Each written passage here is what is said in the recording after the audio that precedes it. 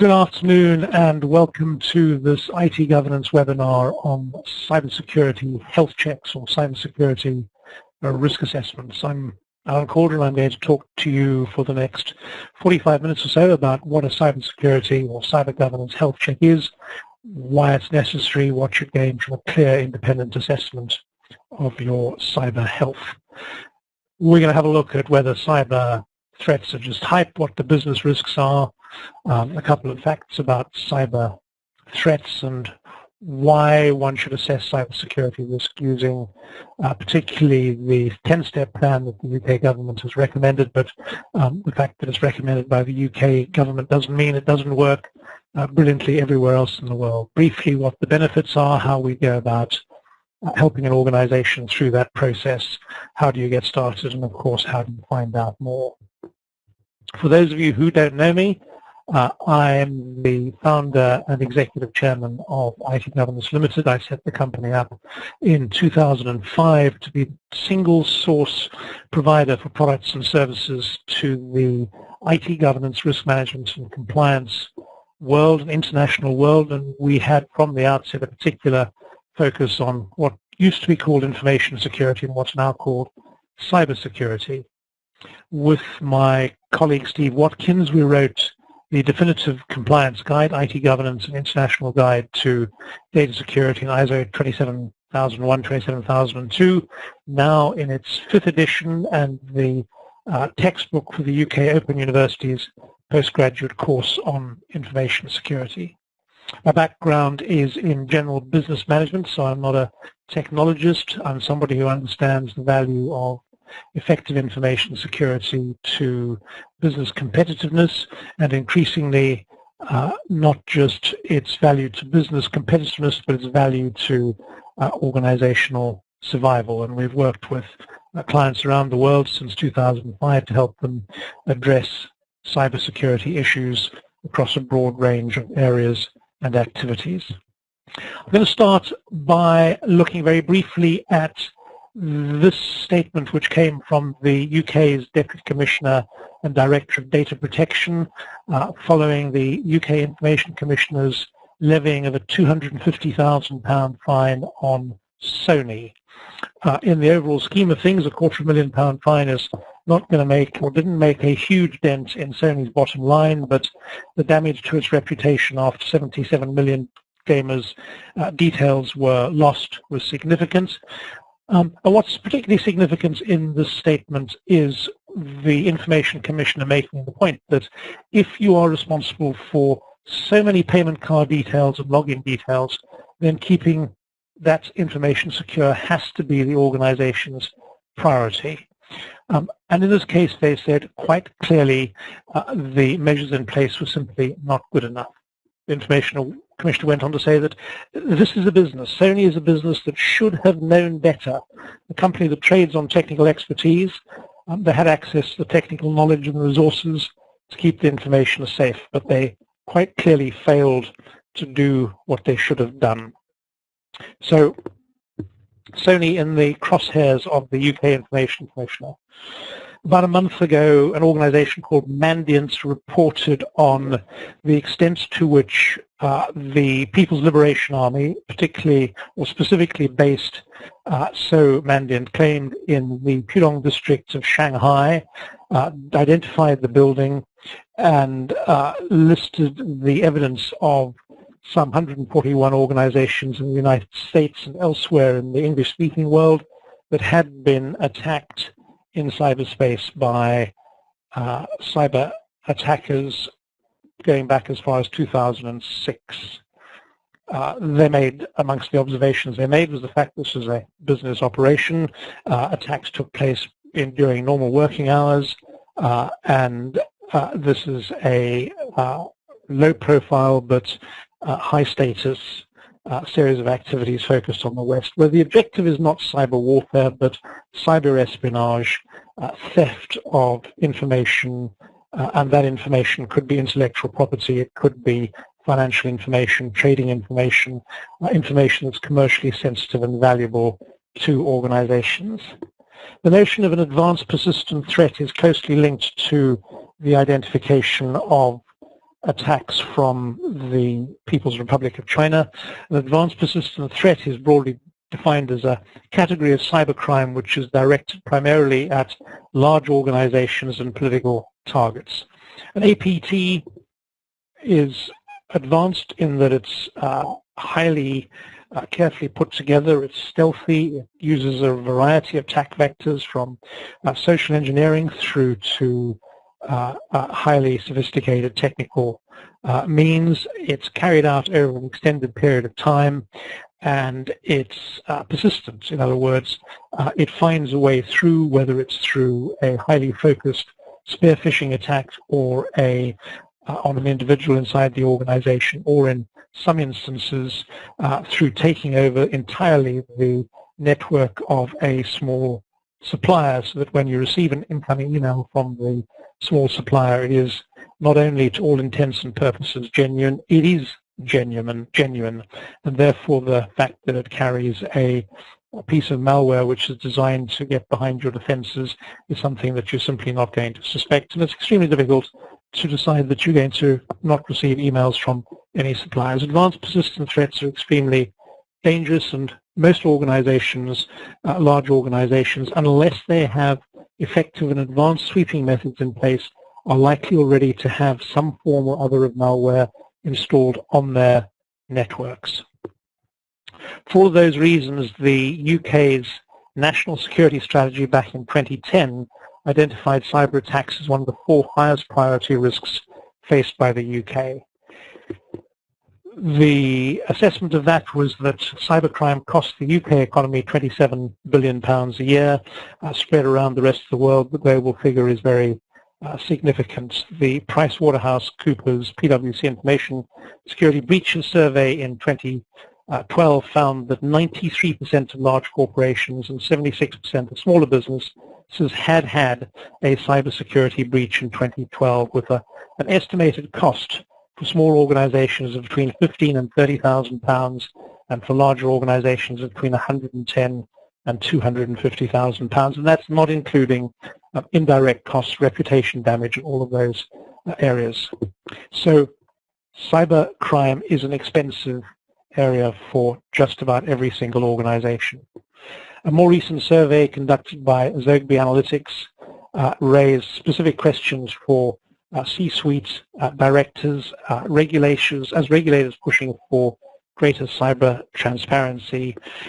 The figures suggest that more than 70% of investors want to know how public company cybersecurity practices operate, with 80% of them saying they would consider not investing in a company with a history of cyber attacks. In other words, the challenge isn't just that investors might think the organization is not interesting, but that they might actively take their money elsewhere. Respondents indicated they were twice as worried about a company that's had a breach of customer data than theft of intellectual property, and that reflects the extent to which a customer data breach also brings in its van very significant regulatory penalties, and in a number of jurisdictions, class action suits against the directors for negligence in protecting data. We in IT Governance did a survey back at the beginning of July, what we call the Boardroom Cyber Watch Survey. Headline findings were that more than half of the respondents, this was a global survey, said that the greatest threat to their company's data and computer systems in fact is internal. It comes from their own employees.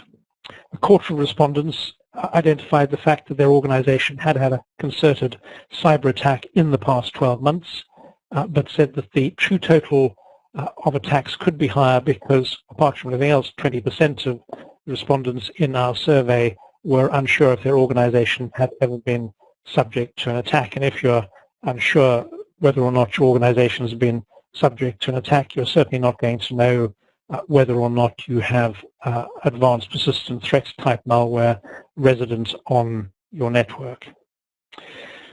So a majority of respondents to that particular survey said that their board receives regular reports on the status of the organization's IT security, but 52% said such reports are received at best annually. And an annual State of the Nation where cybersecurity is concerned is probably simply not enough. You probably need to know on a monthly and certainly no less frequently than a quarterly basis as a board member what the state of cyber security is. The speed with which new vulnerabilities and new attacks can evolve and be executed nowadays means that an annual survey is simply not enough.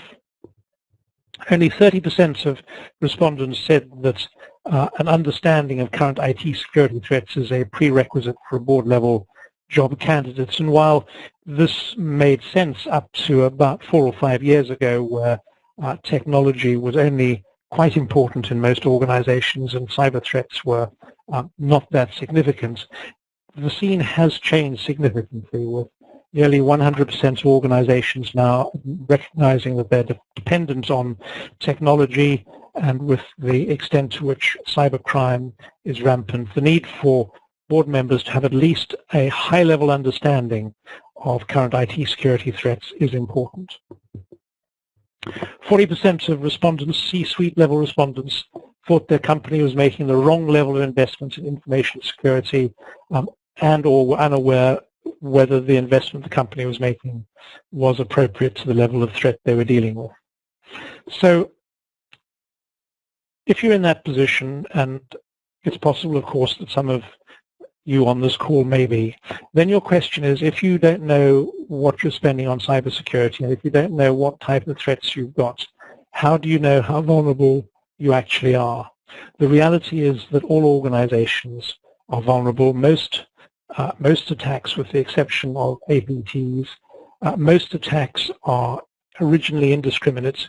Most attacks are focused on finding vulnerabilities in organizations and then exploiting them. And that's the reason why such a high level of organizations have been penetrated, both large and small, not because they were picked on individually, but because vulnerabilities were found which encouraged a hacker to seek to exploit it. So the question with vulnerabilities is always, who's going to get there first? Is the hacker going to get there first, or are you going to find it and patch it? And you have to ask that question in an environment where finding and patching the vulnerability today simply makes you safe, probably for today. It doesn't make you safe next month or next week, and especially not next year, because the speed with which new vulnerabilities are identified in the software that you already have deployed on your network is so fast that you need to be confirming and reconfirming your security on a regular basis. There's some good business reasons for looking at your cybersecurity risk levels. The first is that 74% of respondents, nearly 3/4 of respondents, said that their customers had been clear they preferred dealing with suppliers whose cybersecurity credentials were proven. 50% of the people we spoke to said that their company had been asked about its information security measures by customers in the past 12 months, specifically proactively asked about information security measures. So alongside the fact that customers are concerned about information security, alongside the need to protect information and to preserve the company against lawsuits and losses, is the remarkable fact that although 87% of respondents know about the world's international standard for information security, ISO 27001, only 35% of organizations are actually compliant with the standard. And that's remarkable because ISO 27001 is designed as a standard that can be implemented by organizations in any sector, irrespective of size, irrespective of technology, irrespective of operating systems or anything else. It's vendor neutral, sector agnostic, and capable of handling organizations with between 2 employees and millions of employees. So ISO 27001 is there, but only 35% of the respondents to our survey had implemented it. And we know that that means that the world beyond the numbers of people who responded to the survey has an even lower level of percentage, because there are still only in the order of about 35,000 organizations worldwide that have implemented ISO 27001. And what that means is that there is a huge number of organizations that are still, in real terms, systematically insecure. And it's that I believe, that's driven MI5 and GCHQ in the United Kingdom to write to the chairs of the top 350 private sector companies in the UK. And what they've said to the chairs is that it's you, the chair, who has to be personally accountable for making sure that cybersecurity is properly dealt with inside the organization. Not something you can delegate to the business of asking questions about what are we doing. You can't just delegate that to the CEO or the CIO. You, the chair, need to treat it as a key area that you should be concerned with. And I find that interesting because when I set the business up in 2005, the reason we'd written the book on information security and called it IT governance was because Steve and I knew that information security was only going to be effective at the point where boards took ownership of it. It was never going to be as effective as it needed to be if it was left in the hands of the CIO or the CISO, because information security is a broad cross-organizational discipline. The initiative needs to be supported by the CEO and by the chair. So on Thursday of this week, the UK government finally took it upon itself to say to chairs, you need to make sure that you deal with this. For those of you who are interested in getting a copy of the Boardroom Cyberwatch survey, please give us a call, 08450701750. If you ask to speak to somebody in our customer support or sales team, we'll email you a copy of the survey free of charge, or just send me an email by response to the invitation you've got to this and we'll send you a copy. The recent UK surveys have said a couple of things that are interesting. The first is that many organizations in attack can lose up to 6% of their turnover in a cyber attack. And logically, 6% of your turnover to many organizations, that's an amount of money which is far greater than the cost of having somebody come in from outside and do an assessment of the state of your cybersecurity. And rather like marking your own homework, where you could rely on yourself to probably pass the test, assessing the state of your own cybersecurity isn't always the best thing to do. Having someone from outside the organization, an independent auditor who can apply expertise and understanding to how you're tackling this difficult and challenging area, is a sensible approach for most organizations. Important to bear in mind that where cybersecurity is concerned, one is not talking simply about technical security. If a firewall is in place, but the staff who are charged with configuring it are inadequately trained, and your processes for determining how the firewall should be configured and maintained are themselves inadequate, however much money you spend on the firewall itself will be largely wasted. What you need to do is make sure that in implementing cybersecurity, the people and process aspects are tackled with at least the same level of urgency and level of investment as is the technology investment. In fact, in many organizations, you probably afford to spend less on technology and more on process and on people, and you would get a better position in terms of dealing with cyber risk. The areas you're trying to avoid happening are all of the losses that can occur: client bases, damage to reputation, loss of profits and investments, and of course large fines. So the 10-step cybersecurity or cyber governance risk assessment goes through the following steps. The first is to take a look at the organization's IT governance structure and the extent to which the organization's risk appetite is aligned with its cybersecurity policies. In other words, it's not necessarily appropriate to apply in all organizations the same baseline level of security. Some organizations have a greater appetite for risk than others. What matters is that the controls that are in place to govern or to control cybersecurity risk are appropriate for the organization's risk appetite. Cybersecurity governance is about ensuring that those controls and the risk appetite is determined by the board, and that the board's in a position to ensure on an ongoing basis that its requirements are being met, that it has appropriate information, risk policies in place and they're being executed, and that For those risks that you need to transfer to others, there are adequate cyber insurance policies. Two statistics that are worth bearing in mind as you look at those, that first step in cybersecurity risk assessment is that 12% of the worst security breaches, according to the ISBS survey, were partly caused by senior management giving insufficient priority to security. This is from the breached companies themselves. 26% of respondents to the ISBS survey hadn't briefed their board on security risks in the last year, and 19% have never done so. There are some organizations where cybersecurity governance is clearly simply not in place. The second step is to carry out an assessment of home and mobile networking policies. Are they adequate to the risks that you've identified, and have your staff been trained to follow them? The reason this is the second step in a cybersecurity risk assessment is, of course, that the organizational perimeter is now entirely mobile and entirely porous. The easiest place to break into the network is wherever you can find somebody who has unprotected laptop or mobile phone.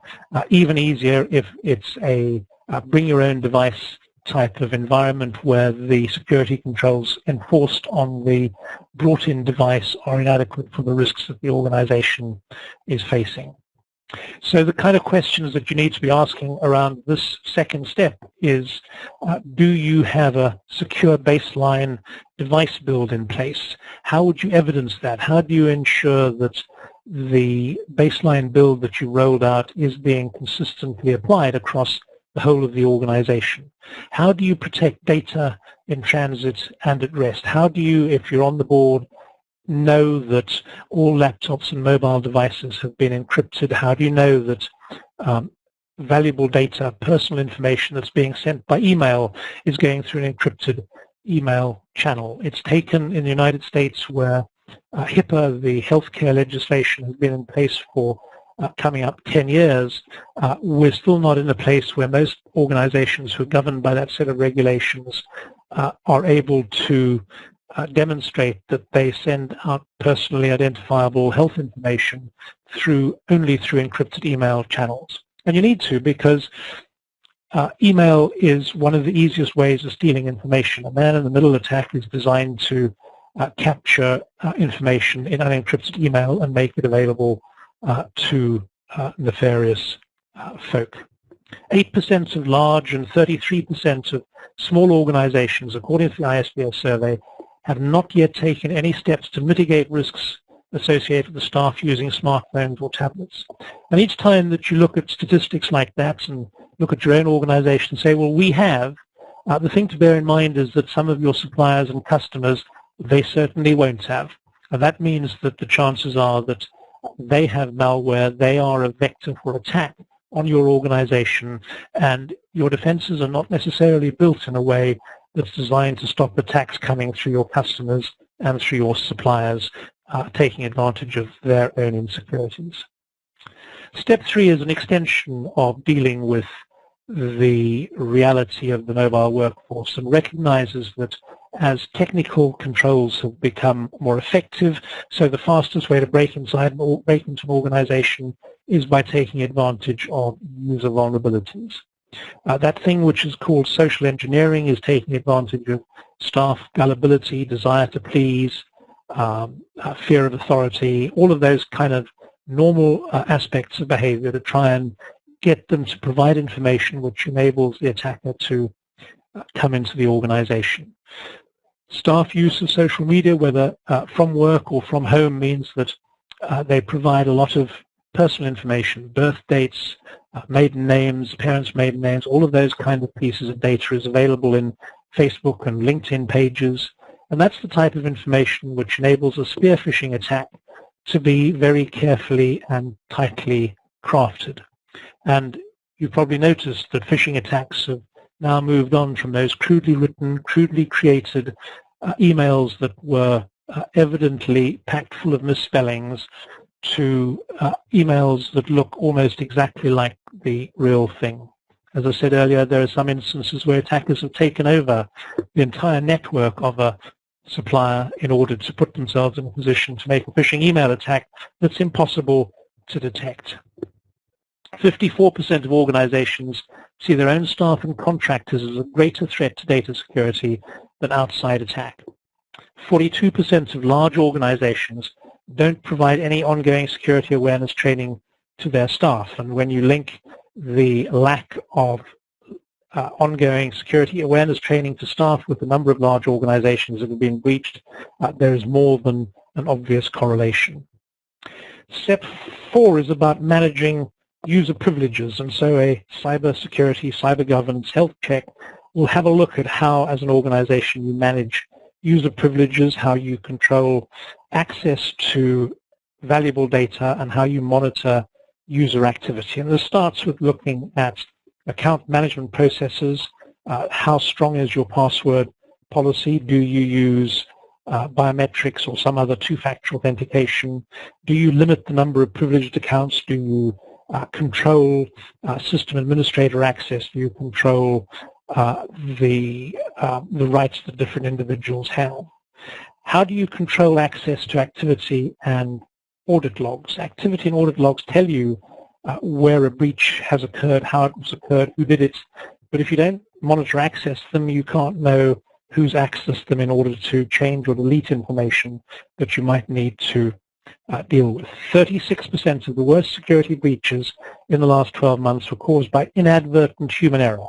36% by inadvertent human error, not by attack, just by a member of staff making an error. And these were a third of the worst security breaches.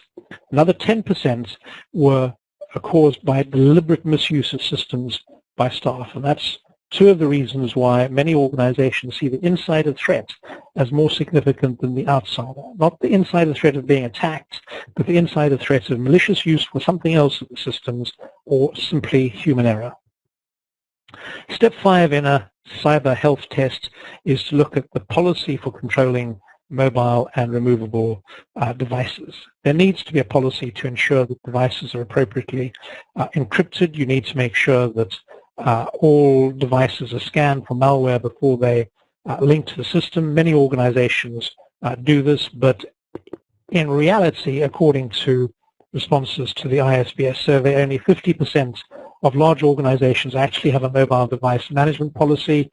29% of small organizations and a slightly smaller number of large organizations have trained their staff on threats associated with mobile devices. So in the absence of training, in the absence of control, the likelihood is that malware is going to get uploaded into large organizations by means of USB sticks, by means of people logging on through wireless networks, and so on.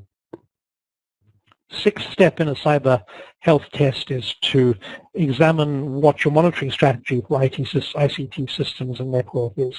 Do you have in place a method of continuously looking for evidence that the activity going on across your ICT network is what should be going on? How do you know when somebody's plugged in a rogue wireless access point? How do you know when somebody is mounting a cyber attack on the network? How do you know whether or not a newly detected vulnerability is also present on your network? 20% of organizations said they're unsure as to whether or not they've been attacked. 85% of breaches, according to the ISBS survey, took weeks to discover. The answer is that for most organizations, the monitoring, the search for vulnerabilities simply isn't there. In a high percentage, pushing 90% of breaches, the organization was told about the breach by a third party. I can't imagine anything less exciting than to have a third party tell me that I've been breached. Step 7 in the cybersecurity risk assessment is to ensure that technical vulnerability patching is effective across the entire network. Is there a baseline security device for all devices? Is it being maintained? How, as a board member, do you know that vulnerability patching is being deployed effectively, particularly in complex networks where there are some software applications that will get knocked over every time you deploy a new set of Microsoft or Java or whatever it is patches, and so you have to test before you deploy. How in those types of environments as a board director or C-suite executive do you know that you're rolling out patches fast enough to protect yourself against zero-day and zero-hour attacks? We live in an environment where anti-malware companies are continuously identifying new vulnerabilities. They tell us that they do it in order to encourage software vendors to improve their software, but we also know, and there's hard evidence of, organizations who've identified vulnerabilities simply selling the information about the vulnerability to the highest bidder. We work in a world where cybercrime operates with highly commercial support networks. You can get hacking software on demand, software as a service, hacking software as a service. You can get money-back guarantees with some cheap packages. Commercial hacking is a serious danger, and simply relying on your anti-malware company to send you an update isn't anymore a proven strategy for survival. 79% of organizations that suffered a hack attack were victims of opportunistic attacks. In other words, they had a vulnerability, an attacker found the vulnerability and exploited it. They weren't the victim of a hacker deliberately focusing on breaking into the organization. 96% of attacks were not highly difficult. They didn't require a highly sophisticated attacker sitting somewhere in a den of highly sophisticated attackers to break in. They were relatively easy to execute. So step 8 in a cyber health test is to have a look at your anti-malware policies and practices. Even though anti-malware companies do have some weaknesses as suppliers, you do need to be sure that there is the best provider that you can find, that the policy is effective, that it's focused on identified threats, that there is continual scanning for malware, that you're doing what is recognized as being, or currently recognized as being, the most useful and effective approach to dealing with malware. 41% of small businesses and nearly half of all large businesses suffered a data breach as a result of infection by viruses or malicious software. In other words, nearly half of large organizations genuinely need to do some work around making sure that their anti-malware protection is adequate. Their boards need to worry about it, and the customers of those organizations need to worry about it, because if one of your customers has, however secure you are, if one of your customers has malware loose on the network, your job in trying to keep it out is made even harder. 28% of organizations said that a malware attack had a serious or very disruptive impact on the organization. Step 9 is about penetration testing. Penetration testing is making sure proactively that the vulnerabilities that might be in your external perimeter and in your internal network have been identified and locked down. So that means hiring people who are effectively hackers but who signed up to the idea of not being criminal hackers is the key thing that you need to do, and you need to do that because 98% of breaches where they were hacked involved an external agent, 81% involved hacking. Finally, spoken quite a lot about process. What do you have in place in the way of documented procedures that are designed to help you respond to incidents effectively? The only sensible starting point, if you think about the statistics that I've been running through, the only sensible starting point for most organizations is to assume that sooner or later you will be breached. If you haven't been, you will be breached. And I say that only because that's the practical approach. If you assume that you either have been or that you will be breached, one of the most important things to do is to put together and test an incident response policy. You need to have a method of making sure that when somebody identifies and reports a security incident, everybody involved knows how to escalate it. You need to have a team who are trained in handling a range of cybersecurity incidents. and it must be possible for cybersecurity incidents to escalate into and become part of a business continuity plan and, if necessary, a disaster recovery plan.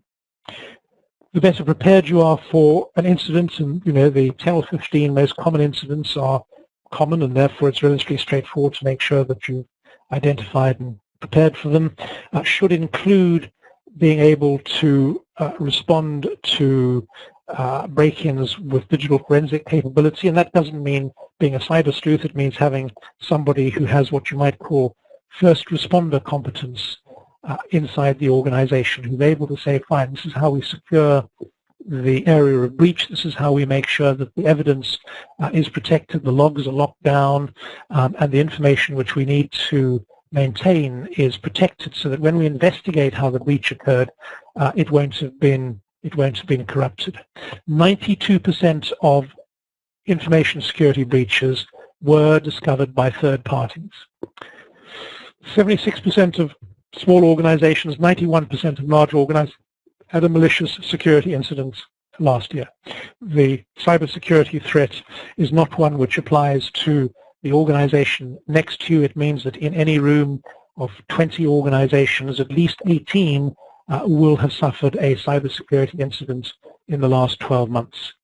Mostly by this stage, the organization will know that it's been breached, because of those 18 organizations, 16 of them will have learnt about it from a third party. So we, as an organization, IT Governance, go and do a cybersecurity health assessment. We come and spend time with key people inside the organization and find independently answers to these questions, so that as a CIO, CRO, member of the board, CISO, you have an independent view of where there may be breaches, weaknesses, vulnerabilities inside your organization, with guidance on what to do.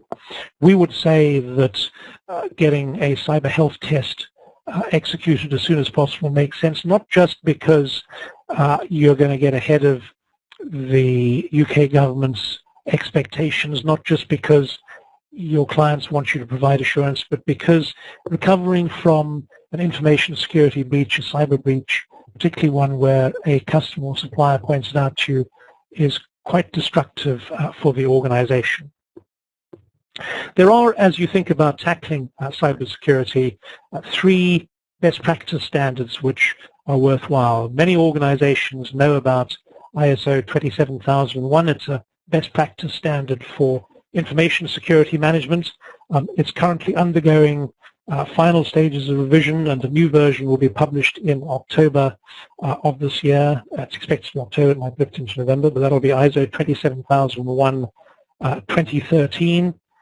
It'll have some changes to the current standard, and there'll be a period of time, about 9 months probably, during which the two standards operate alongside one another while organizations are able to transition. But ISO 27001 is a risk-based standard for identifying what are appropriate controls to put in place around information assets to deal with specific threats. Alongside that is the business continuity standard, now also an ISO standard, ISO 22301. It's a best practice standard for business continuity management. It can also be independently audited and certificated, and those two standards can work together, dealing with security controls, the perimeter defense, and the business continuity and incident management, the two sides of effective cyber resilience, within an umbrella created by one recently published standard, published in the UK, PAS 555, which focuses on the types of outcomes that a board should be looking to achieve from its approach to cybersecurity. And PAS 555, created by BSI and a small number of security and other organizations in the UK, is focused on providing that type of guidance. IT Governance as an organization helps you put all of those three standards together in a way that gets a seamless, effective approach in place that enables management to get some assurance that what it wants done in the way of cybersecurity is actually being done. What will it cost? Well, the cost of a cyber assessment does depend on the size of the organization and the amount of work to do it. Certainly it's much easier off the bat to identify the cost of not dealing with cybersecurity. The Poneman Institute in conjunction with Symantec identified that the average cost of a breach globally was $136 a record in 2012, and with breaches running up into the 50 and 100,000 records, that's quite significant. Some of you may have seen that Lakeland, the UK supplier of kitchenware, was breached at the back end of last week. Significant numbers of personal data stolen from its website, as a result of which the website was taken offline for a short while they dealt with the problem. So what is it worth investing as an organization to protect yourself against that type of breach? Our normal approach to working out the answer to that for you as an organization is to send someone to come and spend time on site with you initially to find out what the size and complexity of the organization is, where you operate, what the complexity of the IT systems is, and what policies and so on you use. And out of that we can create an audit program, a detailed audit and assessment program from which comes actionable remediation advice. Many organizations, though, will decide that they rather tackle these things themselves. You can call us for guidance. You can come along, if you think you don't need to do anything before then, to the cybersecurity event that we're holding in Cambridge at the back end of September. You can book on our website. It's on the 24th of September at the Hauser Forum in Cambridge, and it's a day on managing and mitigating risk, which has both presentations and individual workshops for organizations. Or you can simply acquire a complete cybersecurity risk management toolkit, which is a combination of documents, standards, and a risk assessment tool with a support and upgrade package, which enables you to do cybersecurity yourself without needing to spend money on consultants. You can get a set of documents and guidance which tells you where to start and how to go about doing it. Some organizations like to get a mix of both of those, but either of those routes is possible for you. That brings me to the end, ladies and gentlemen, of what I was planning to say. I'm very happy now to take questions from any of you who have some. Please do, if you have a question, use the chat function, which is sitting here in the WebEx window. If you type a question into the chat function, I'll get it and I'll read it out to the audience, and I'll then provide an answer to those of you who want, those of you who are on the call. So just simply type a question into the chat function on the right-hand side of your WebEx screen. One question: can I get a copy of these slides? There will be a PDF set of these slides going out to everybody on the webinar in about half an hour's time. So yes is the answer. You can get a copy to these slides. Other questions, ladies and gentlemen? What happens if we don't take action immediately is one question that I'm seeing here. That's entirely a matter of your own risk assessment. We recognize there'll be organizations for whom the logic doesn't involve acting immediately, but all we can say is the evidence appears to suggest that the longer you delay taking action, the more likely it is that you'll be breached not once, but potentially on multiple occasions. Is it illegal to counterattack? Broadly speaking, yes, it's illegal to counterattack. The Computer Misuse Act in the United Kingdom, and there are similar other legislations around the world, say it's illegal to use computer systems other than the purposes for which they're designed. So if you counterattack, you could get in trouble. Much more sensibly, though, if you counterattack, remember you're attacking people whose business is breaking into networks, so you might bring down on you a whole bunch more problems than you really wanted. Much better to make sure they can't get in, that your defenses are such that you're well protected against attack. How would EU and US regulatory environments for data privacy and protection factor into the assessments is a a good question. They factor in at a fundamental level because at the same time as protecting data, you need to make sure you're protecting it in line with the relevant regulations in the jurisdictions that you're operating in.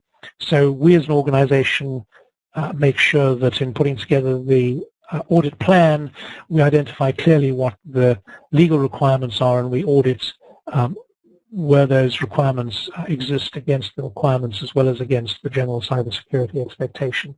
And in reality, there is such a crossover between most regulatory data protection and privacy regulations and good practice cybersecurity that that's a very straightforward thing to do. Is there an independent evaluation package to evaluate anti-malware protection? I don't believe there is. There are a number of websites and organizations, journals who will publish their own reviews of anti-malware protection.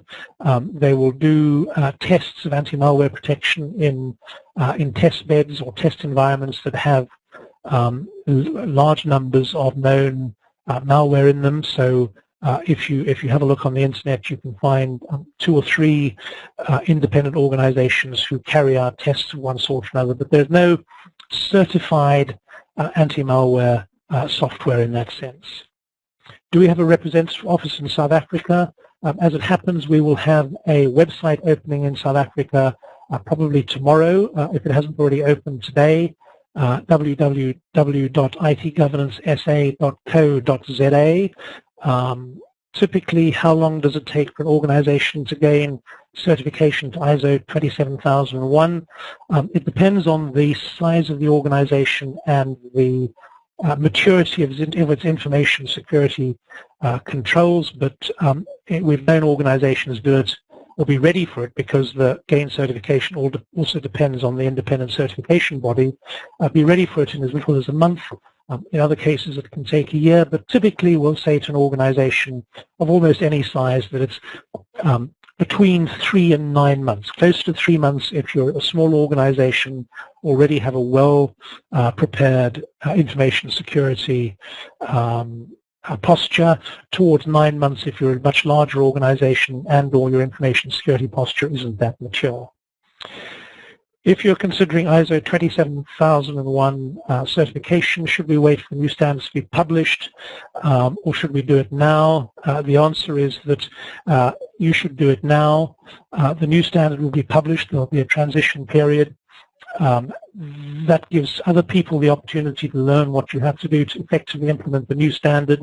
When they've learned it, you can then take advantage of their knowledge using people like us, for instance, to transition from the current version of ISO 27001 to the new one. The basic advice is that ISO 27001 will help you secure the organization and win business, so do it now.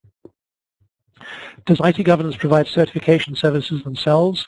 Not for ISO 27001, no. In the same way that you shouldn't mark your own homework, for a management system like ISO 27001, you should have an independent certification body carry out the certification. Independent CBs are, under the terms of their agreements with accreditation services, not allowed to provide consultancy services. They can only do certification. While we work with virtually all of the certification bodies around the world, we don't provide certification services ourselves. Is it mandatory to have PT for ISO 27001 compliance? The answer to that is that the only things that are mandatory for ISO 27001 compliance are information security policy, a risk assessment, a management system with a set of controls. What's highly difficult to do is to do a risk assessment which doesn't include PT or penetration testing as a practical method of controlling against or mitigating against the risk of having the organization penetrated externally. So in 99 out of 100 cases, a certification auditor would expect to see penetration testing selected as a logical control to be deployed as part of an ISO 27001 information security management system. Where can I get practical cybersecurity training? The answer to that is have a look for organizations that deliver IBITGQ, that's the International Board for IT Governance Qualifications, IBITGQ certified training. If you look for IBITGQ on the website, on the internet, you'll find them. And they have a range of ISO 27001, ISO 22301, and cybersecurity courses. They don't deliver courses themselves. They're delivered through accredited training organizations such as IT Governance and others who deliver courses to that required standard. How much will be the variance in the new guidelines of ISO 27001? It's not that much in real terms. If you are involved in the detail of ISO 27001, it looks as though it's a lot, but they're all at the detail level. The fundamental issues of making sure that you identify what threats will exploit which vulnerabilities, how to select controls from Annex A and deploy them in the light of your risk assessment, to manage that, to do check and act type activity. All of that is still included in ISO 27001. Will the new version of ISO 27001 help protect us from PRISM? No. PRISM, depending on who you believe, is either a benign, helpful tool designed to protect all of us and save us from ourselves, or it's a well set up process for snooping on what free businesses do. I suspect that protecting yourself from PRISM might mean disconnecting yourself from the internet, but certainly encrypting databases, encrypting email, encrypting telephone conversations will make a significant difference in terms of stopping anybody being able to work out what it is that you're doing. It's worthwhile saying that the people who run PRISM say that it doesn't actually give them access to the contents of emails or telephone conversations, simply gives them access to metadata, the who sent what to whom and when, but not to the content. So that kind of looks like we're coming to the end of the series of questions. I have to say that's probably the fastest series of questions that I've seen come into a webinar that we've done in the last little while. Who has any more questions that you'd like me to? I see one that I missed here. Is the UK government looking to make registration to 27001 or 22301 a prerequisite for government suppliers? And the answer is that that is effectively, in a number of cases, already the situation. You can't provide services to the Department for Work and Pensions that involve connecting to them without having ISO 27001 or a security status similar to it. The same with 22301. The telecoms industry, anybody providing services on the public sector networks, anybody who wants to connect to the National Health Service, anybody who wants to connect to the government secure network, all of those require you to do ISO 27001 or a variant to be allowed to get a certificate to deliver online gambling. Means you have to require with a number of the controls in ISO 27001 Annex A. So effectively in the United Kingdom, for pretty well any form of dealing with public sector clients, ISO 27001 is just a cost of doing business, and for most other organizations, therefore, it's logically something you have to do if you're going to provide services to people who are providing services to government entities. Isn't metadata more revealing than content? It depends entirely. It tells you, metadata tells you perhaps who spoke to whom, when, but it doesn't tell you what they said. And quite often it's what they said that evidences guilt, or which might be the information about somebody's private affairs that they didn't want revealed. I recognize that who spoke to whom at its own, at one level, can be extremely revealing, and I'm not an apologizer for PRISM. Ladies and gentlemen, any other questions you'd like to ask me this afternoon? If not, I'd encourage you to get onto our website, either to buy a cybersecurity toolkits, put it to work yourself, or to contact us and talk to us about doing a cyber health test, get clear about where you are in terms of information security, your cyber health. Make sure that you get yourself in a position where you're not finding out from a customer or supplier that you were breached some weeks ago. Ladies and gentlemen, thank you all for joining us. I hope the rest of your day goes well. Good day to you all.